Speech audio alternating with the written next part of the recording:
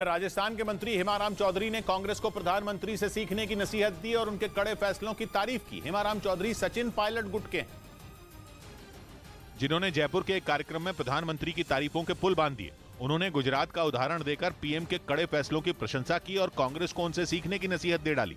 नरेंद्र मोदी गुजरात में हैंग बदल दिया, मुख्यमंत्री मिर्जा हैंग सब, और पार्टी में तो थोड़ा फैसले में कमजोरी है।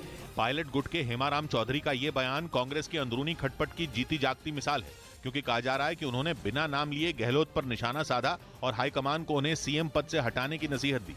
यानी जैसे जैसे चुनाव नजदीक आ रहा है, गहलोत और पायलट गुट की लड़ाई तीखी हो रही है और अब तो कांग्रेस के नेता पीएम की मिसाल भी दे रहे हैं, जिससे कांग्रेस का फायदा हो न हो, बीजेपी की चुनावी राह आसान होने का फुल चांस है।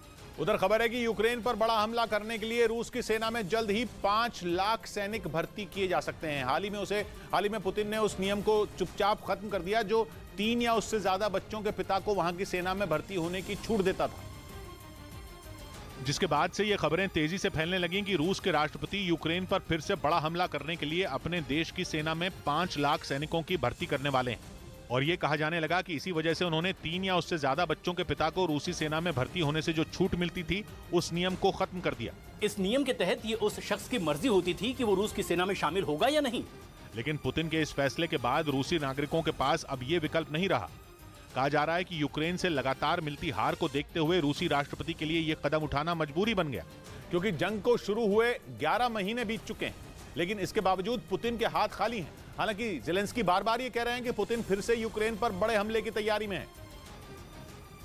और इसी बीच रूसी राष्ट्रपति के इस फैसले ने इस ओर इशारा कर दिया कि कहीं न कहीं ज़ेलेंस्की की बातों में दम है। रूसी सांसदों ने भी यह प्रस्ताव रखा कि जो लोग सेना में भर्ती होने के डर से विदेश भाग रहे हैं, उनकी रूस में मौजूद संपत्ति को जब्त कर लिया जाए, क्योंकि पिछले साल जब पुतिन ने 3 लाख रिजर्व सैनिकों को युद्ध के मैदान में उतारने का ऐलान किया था, तब हजारों रूसी नागरिकों ने अपना देश छोड़कर भागने की कोशिश की थी। वहीं दूसरी तरफ कुछ रक्षा विशेषज्ञों का मानना है कि अगर पुतिन ने इन 5 लाख सैनिकों को मैदान में उतार दिया तो पता नहीं ये युद्ध और कितना लंबा खींचेगा, क्योंकि अमेरिका समेत दूसरे पश्चिमी देश लगातार यूक्रेन की एक से एक आधुनिक हथियार देकर मदद कर रहे हैं। इधर छत्तीसगढ़ के बिलासपुर में धीरेन्द्र कृष्ण शास्त्री के दरबार में मुस्लिम समुदाय की एक महिला ने हिंदू धर्म अपना लिया। बताया गया कि शनिवार को सुल्ताना नाम की महिला ने बागेश्वर धाम वाले धीरेन्द्र कृष्ण शास्त्री के सामने धर्म परिवर्तन की इच्छा जताई थी।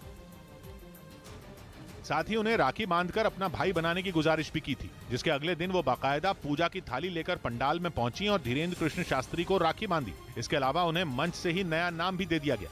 आज से हमने अपनी बहन का नाम शुभी दासी रखा है, क्योंकि अब ये शुभ है।